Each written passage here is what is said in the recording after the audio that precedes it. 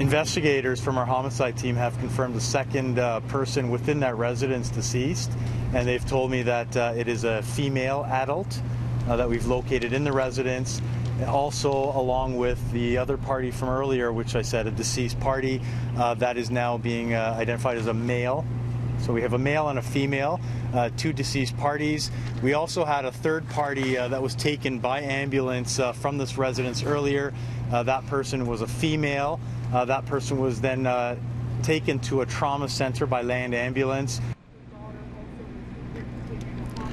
Good evening, I'm Adrian Gabriel in Ajax, where a double homicide has rocked a quiet residential street.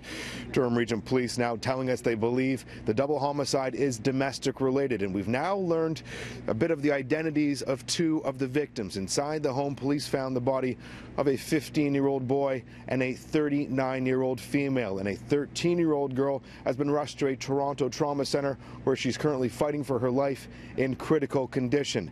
Now, Durham Regional Police tell us that it was around 11 a.m. when a woman came to this home to check on her girlfriend. She was greeted by a man at the front of the home who would not let her inside. That man, believed to be the suspect, fled in a vehicle, and that is when she called police.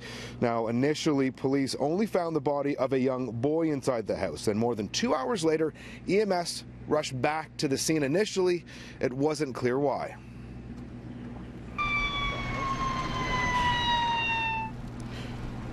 We now know that it was because homicide investigators had just located a second body, a dead 39-year-old woman. All of the victims are related to one another, and at this hour, police say they are still searching for the alleged killer, who they believe was in a relationship with the adult female victim. CityNews cameras were rolling a short distance away as police located and surrounded a black GMC pickup truck near Brock Road on the 401 that is believed to be the suspect's vehicle.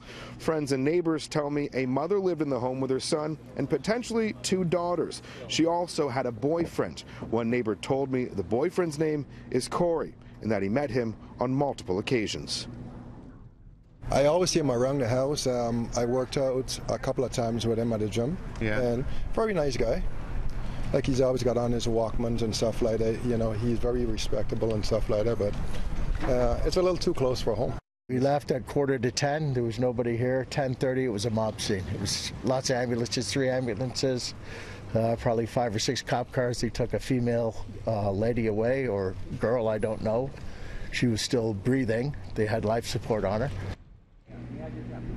Now, police are remaining tight-lipped about the suspect's description tonight, though they do believe this is an isolated incident, and they do not believe he is a danger to the public, though they are asking anyone with information to reach out to Durham Regional Police. Durham Regional Police homicide. Now, again, we have confirmed the victims are a 15-year-old boy, a 39-year-old woman, and a 13-year-old girl is in hospital fighting for her life this hour. They are all related. Now, as you can see behind me as well, forensics are on scene. The coroner is on scene. We just saw the coroner remove one of the bodies and load it into a white van. Forensics have been going into the home now for the last hour. Now, we're not sharing the names of the victims because we're still waiting for next of kin to be notified, though we do know that the 15-year-old boy did play rep hockey here in Toronto.